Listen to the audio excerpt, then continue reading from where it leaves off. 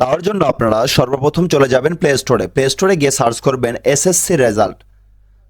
আপনি আপনার Android phone দিয়েই আপনি করতে পারবেন। তো এসএসসি রেজাল্ট লেখার পরে উপরে যে অ্যাপসটি রয়েছে এই অ্যাপসটিকে ইনস্টল করে নেবেন। সো এই অ্যাপসটিকে ইনস্টল করা হয়ে গেলে আপনার এই অ্যাপসটিকে ওপেন করে নেবেন। আর কিভাবে আপনি এসএমএস এর মাধ্যমে রেজাল্ট চেক করবেন 2024 সালের এসএসসি রেজাল্ট আমি নেক্সট একটি ভিডিওতে দিয়ে দিব আপনাদের। অথবা আপনি শুধু এটা 24 সালের জন্য না, আপনি 2025 সালে ইউজ করতে পারবেন সেম প্রসেসে।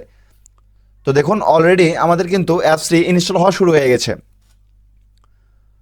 আর নেক্সট আরেকটি ভিডিওতে আমি দিয়ে দিব আপনাদের কিভাবে বোর্ড চ্যালেঞ্জ করতে হয়। বোর্ড চ্যালেঞ্জ আপনি করবেন কিভাবে। তো অ্যাপসটি ইনস্টল হয়ে গেলে এটাকে ওপেন করে নেবেন।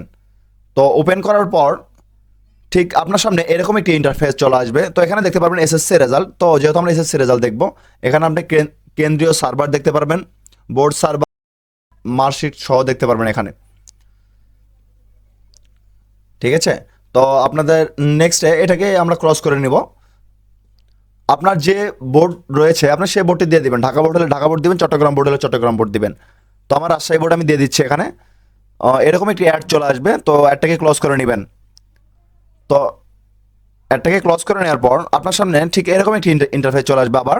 তো এখানে পরীক্ষার সাল দিয়ে দিবেন, আপনার কি পরীক্ষার নামটা দিয়ে দিবেন এখানে। এরপরে দিবেন পরীক্ষার সাল। তো যেহেতু আমরা 2024 সালে দেখবো, এই জন্য আমরা 2024 সাল দিয়ে দিব এখানে। এখানে আপনার বোর্ড কোনটি আপনি বোর্ডটি সিলেক্ট করে নেবেন।